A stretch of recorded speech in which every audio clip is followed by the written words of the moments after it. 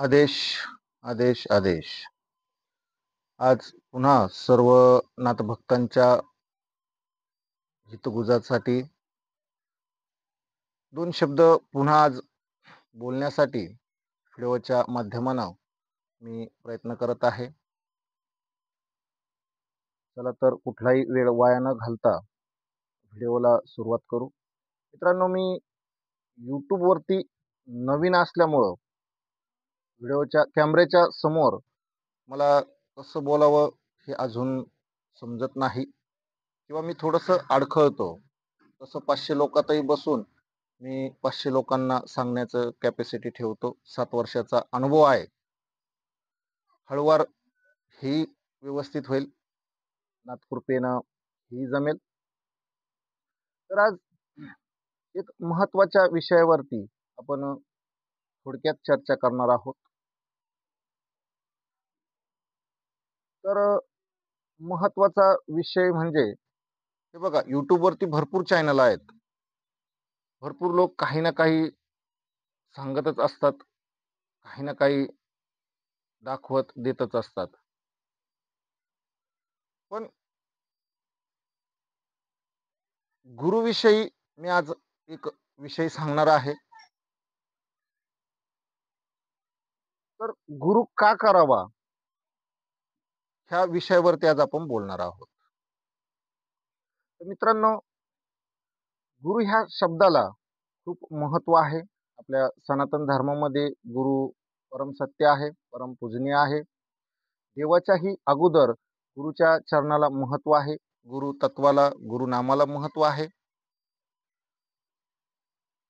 त्यामुळं प्रत्येक शक्तीच्या साधकाला गुरुची गरज असते. गुरु परंपरा ही सनातन धर्माची पुरातन आहे.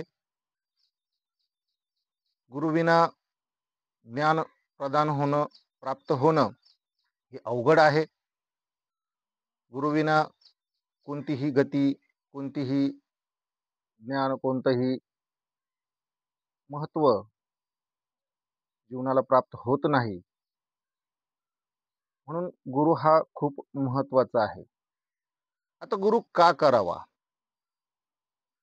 तर मित्रांनो, कुणी म्हणत असेल का आध्यात्मिक उन्नतीसाठी गुरु करावा. मी याच्या उलट सांगतो, याच्या उलट म्हणतो. तुम्ही आध्यात्मिक उन्नतीसाठी गुरु करूच नका. जर तुम्हाला गुरु करून आध्यात्मिक उन्नती करून घ्यायची आहे, तर तुम्ही गुरु करूच नका. तुमच्या जीवनामध्ये कोणताही बदल होणार नाही. तुमच्या जीवनामध्ये कुठली गोष्ट साध्य होणार नाही. तुमच्या जीवनाचा सार होणार नाही. तुम्ही ज्या अंधारातून तुमची वाटचाल करत होता, त्याच अंधारात पुन्हा वाटचाल तुमची सुरूच राहील. तर मग गुरु करायचा कशासाठी? तर गुरु तुमच्या आत्मिक उन्नतीसाठी गुरु करा. आध्यात्मिक उन्नतीसाठी गुरु करून तुम्ही कोणतीही उन्नती करू शकत नाही. जर तुमच्यावरती शक्तीची कृपा आहे, जर तुमच्या अंगावरती हवा येते, वारं येतं, संचार येतो, तर आध्यात्मिक उन्नतीचा गुरु तुमच्या काहीच कामाचा येणार नाही. तुम्ही आत्मिक उन्नती करून देणारा गुरु करा, जो तुमच्या आत्मिक उन्नती करेल.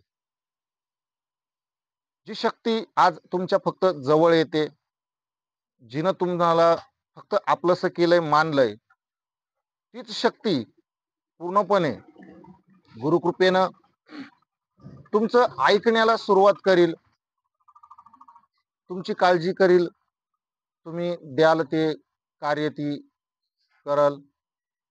तुमचा जोही प्रश्न असेल, त्या प्रश्नाचं, शंकेचं, दुःखाचं, कष्टाचं निवारण ती करेल. तुमचं पालन पोषण तेही कार्य ती करेल आणि शक्ती करते हे सगळं.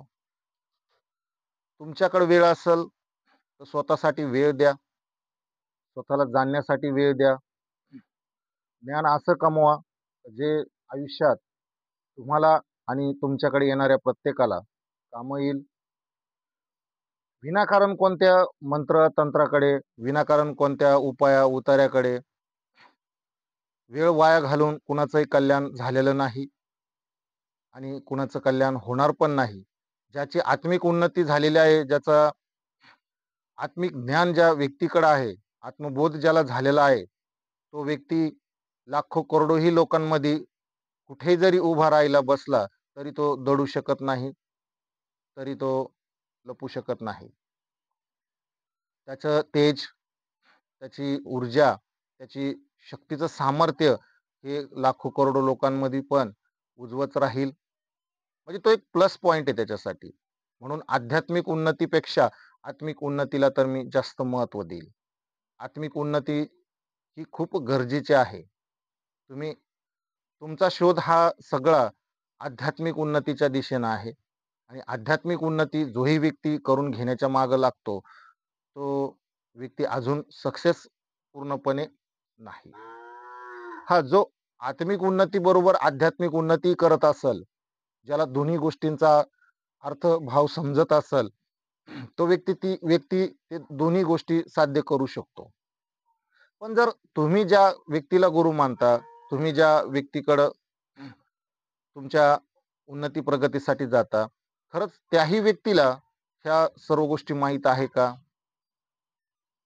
मुळात त्याची स्वतःची आत्मिक उन्नती झालेली आहे का? आध्यात्मिक उन्नती त्याला पूजा पाठ मंत्र तंत्र काय सर्व गोष्टी येतात. त्याला सर्व शास्त्र वाचता येतात, आरती येतात, सगळं भक्ती येते. तो 2-2, 3-3 तास भक्ती करतो. पण आत्मिक उन्नती आहे का? आध्यात्मिक आणि आत्मिक ह्या 2 वेगवेगळ्या गरजा व्यक्तीच्या आहेत.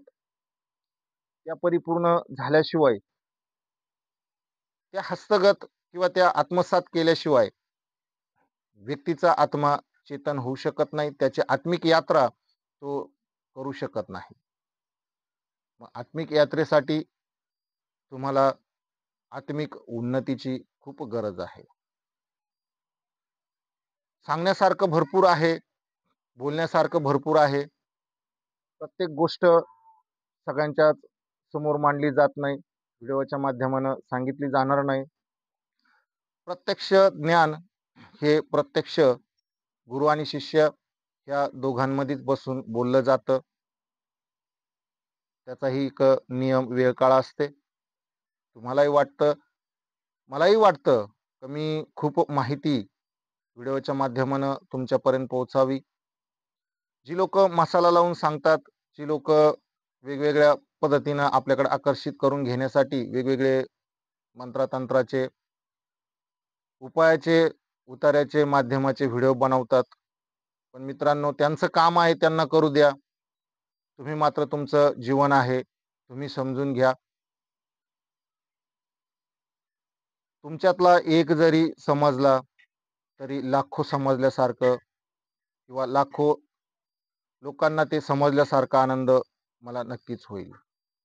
आदेश, आदेश, अलक आदेश. जय गुरु गोरखनाथ.